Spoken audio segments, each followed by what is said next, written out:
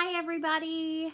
Hello my Flosstube friends. It's time for a Maynia episode. And it is Maynia day 12 and you have reached one of my update videos for my Maynia starts. So I have embarked upon 23 days of Maynia starts and we are almost right at the halfway point. So very exciting. I'm excited to share my progress with you today. Today is Tuesday, May the 12th, 2020. And if you've reached my channel, you've reached this Maynia adventure. This is a channel about cross stitch. I talk all about cross stitch. And so I appreciate you joining me for Maynia 12 Stitch Adventures. And today I'm going to be showing you my progress on my start from today. I'm going to be sharing with you what project the Wheel of Fortune is going to pick for me for tomorrow, May 13th. And I thought I'd also do something a little bit extra and fun today. And there's a fun stitchy hashtag going around, a stitchy tag going around that I thought I would partake in because the person who put it out is such a wonderful person. I adore her. And why not? Why not answer some questions? Especially as we are approaching my 1-year Flosstube anniversary as well, which will be coming at some point next week, actually 1 week from today. So yesterday I spun on the wheel the Little Stitcher's Wizard of Oz. So this is from the Little Stitcher.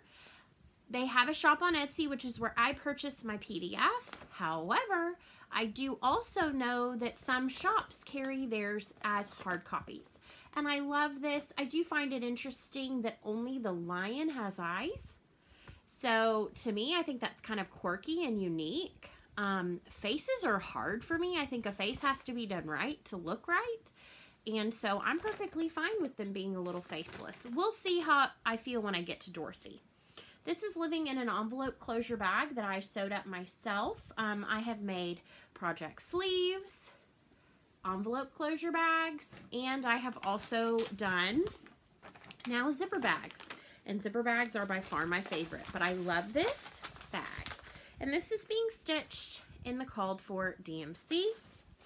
I had thought about pulling the fancies, and I even started pulling them last night. It is charted completely in DMC, and I thought, you know what? This is a great project to do DMC, especially since as of yesterday, I realized I didn't even have fabric pulled for this. So I went through and pulled fabric. And I have got a little bit of a start on this, and I am already obsessed. So I did a center start, and I am stitching this on a 32 count Zweigart Lugana, and this is in the I think it's Barn Check. I know you can get this on Fat Quarter Shop. I purchased this off a seller on Stash Unload. I have the gray version, which I did purchase off of Fat Quarter Shop, and I believe they have this right now. And so I am stitching this on the kind of light tan and white and cream 32 count Lugana. It is a Zweigart fabric, and I am obsessed.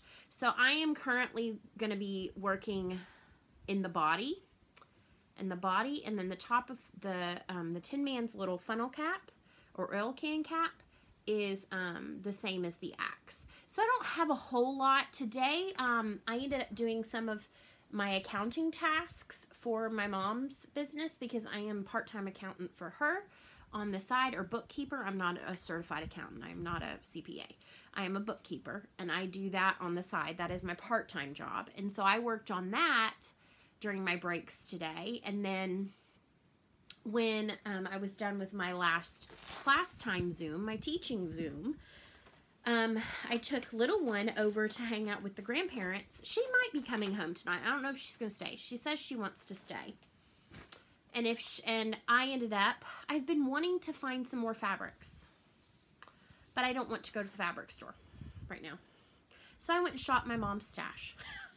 My mom has an attic full of bins of fabric. So she had already pulled them all down because one of her projects this week in the evening times is going to be going through them. And I'm like, well, since you have them all down, might I be allowed to come and go through them? She's like, yeah. So I came home with the whole slew of stuff. I also found a quilt project that I had started when Joyful Little One was an infant. I don't even remember starting it. And to which she said, "How do you not know that, Mommy?" And my mom responded, "You kept your mommy awake a lot of hours. She doesn't remember a lot of things from that year." And I was like, Mom for the win. Mom for the win. So I think we're going to, before we do our spin, I'm going to enlighten you. Well, not enlighten you. I'm going to,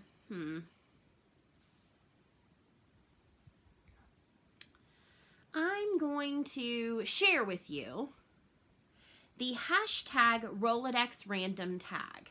So if you were to go on Instagram or here on Flosstube and search hashtag Rolodex random tag, and this was put out by Carla.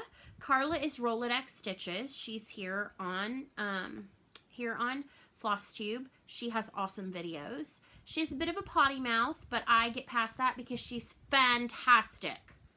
And I just forget it. I just go, that's her. She is who she is. And she works on some really freaking awesome projects, bright colors, sparkly fabrics, color converge. Like, I love it. Everything she does, I love it. So, her first question.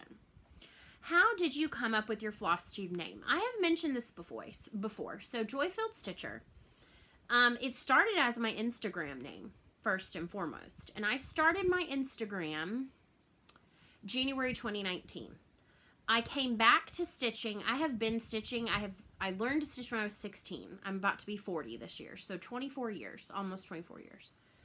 I came back to stitching late in the year of 2018. After my grandmother passed away, I felt floundering. And it took focusing on something totally creative. And for me, that was cross stitch. So I found my joy back through cross stitch, and I have mentioned this many a times in my video. So when I was thinking about, okay, what do I want my stitching legacy, my stitching world to be about? At the time, I had no intentions of starting a Flosstube channel.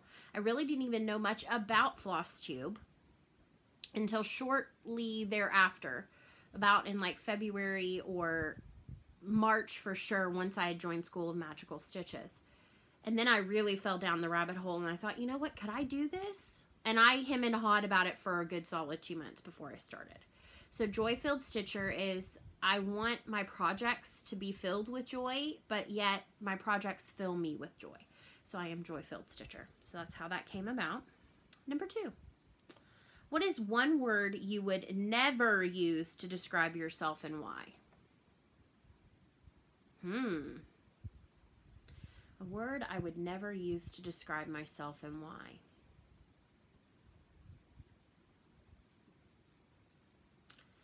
I would say disingenuous.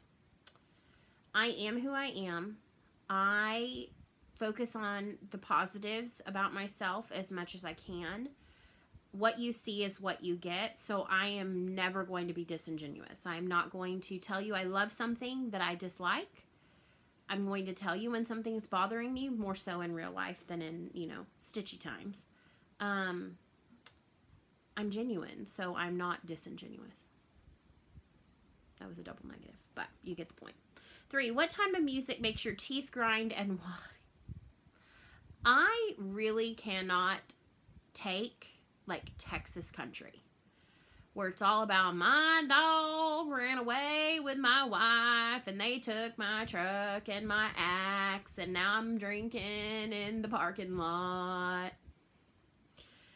The bad thing is that's my husband's favorite music. So we have come to the agreement that when I am in his truck, he is not allowed to listen to it because I will literally jump out of the truck and roll down the street before I have to listen to it.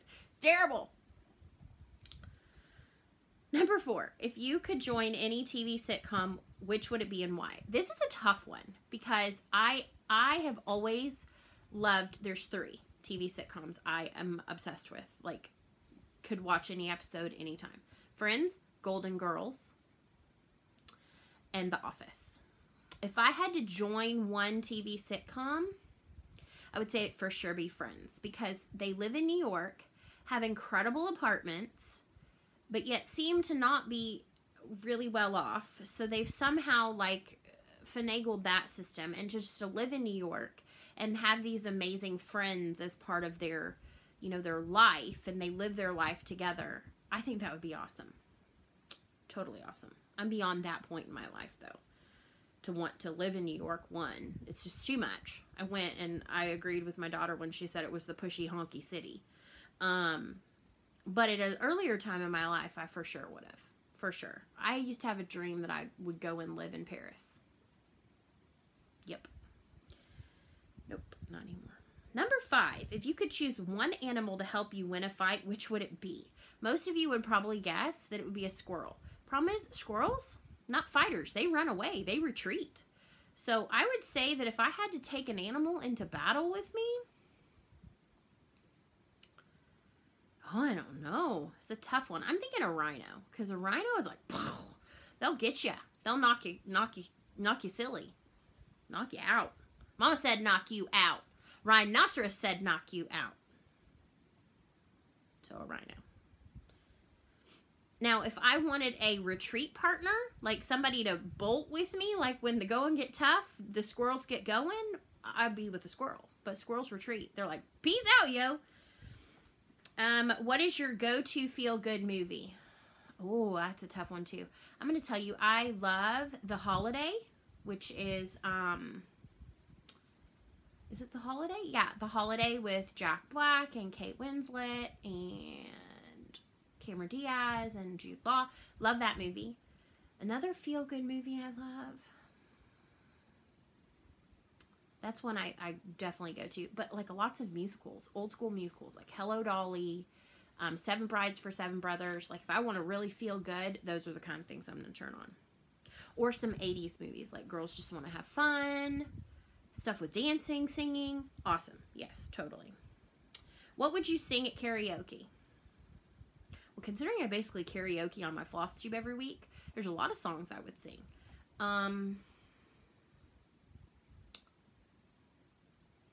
I like American Honey by Lady Antebellum. I love singing that song.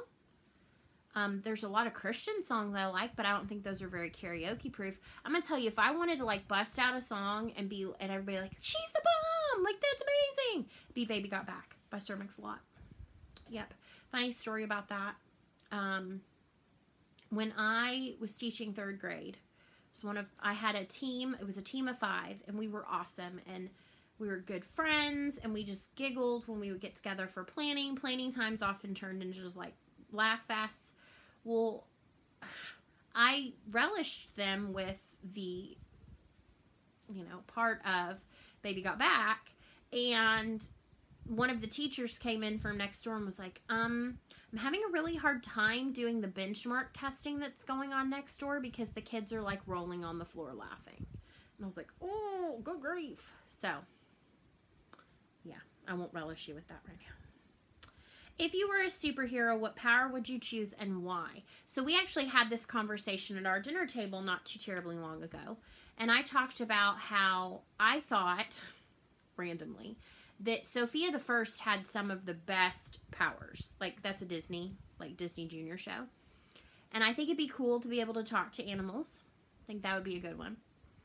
I don't think I want the power to read minds. I think healing power would be really cool. But I think it could also be something that people use against you, or like try to get you to do too often. Number 9, what did you want to be as a child? So in 1st grade, we had to write, what do I want to be when I grow up? And so I put that I wanted to be a cheerleader and a teacher like Mrs. Barnett, who was my 1st grade teacher. I'm a teacher. And I feel like I'm a cheerleader in the sense of the word, but I was never an actual cheerleader. I never could make it because I don't fit the stereotype for my school of a cheerleader. In terms of skinny, lanky, little bitty, throw you up in the air. I am built for performance. I'm built for stockiness. I'm a great dancer. Everybody tells me I'm a great dancer, but I didn't fit the mold. So I became the mascot, which meant I got to do all the things in a falcon suit. There you go. What's the craziest, stupidest thing you've done as a dare? That's a really good question because I don't know that I've ever done anything that crazy or stupid, but I do remember one time I was dared to, at a sleepover, take a pair of my brother's underwear and freeze them in a pan and then put them outside his door. I don't think that's really crazy or stupid. I usually chose truth because I can talk my way out of anything. I'm not strong enough for dares. Okay. If you had to describe yourself as one animal, what would it be and why? Again, with the animals, I'm going to say a squirrel. I'm tenacious. I think quick on my feet. I'm a chitter-chatter. I retreat from danger. And they're just cute. Like me. What's your favorite flavor of jelly bean? Not licorice. I'm emphatic about that, not licorice. If we're talking about like classic jelly beans, I actually like the white ones. If we're talking about jelly beans in general, Starburst jelly beans. All flavors Starburst jelly beans. Do you sleep with the top sheet? Why or why not? Yes, I do. Because heathens sleep without a top sheet, including my husband and my child. I think the child is because she gets so swirled up in her comforter that an extra layer might turn into a tourniquet. So she's just like, I'm just cool with whatever. Half the night she sleeps not covered up at all. Husband only ever slept with a blanket, like loosely thrown about the bed until we met. And I was like, no, I'm sorry. Not gonna work. And so we have a sheet, a blanket, and a comforter, or like a duvet on our bed. And 9 times out of 10, he is only sleeping under the blanket. The sheet has been shoved all the way down to the bottom of the bed, and the comforter is all thrown on top of me, which is fine because I like the weight of heavy blankets. But yes, top sheet because I'm not a heathen. Because I know how to properly make a bed. No, I'm just kidding. Now I'm going to offend people, and people are like, thumbs down. She says I'm a heathen because I don't have a top sheet. No, that's my personal opinion and the reason why, and I'm being funny. All right, let's spin to see what I'm going to work on tomorrow. Let's first show you the bucket. It's getting easier and easier to lift, but I still have like half the projects in here.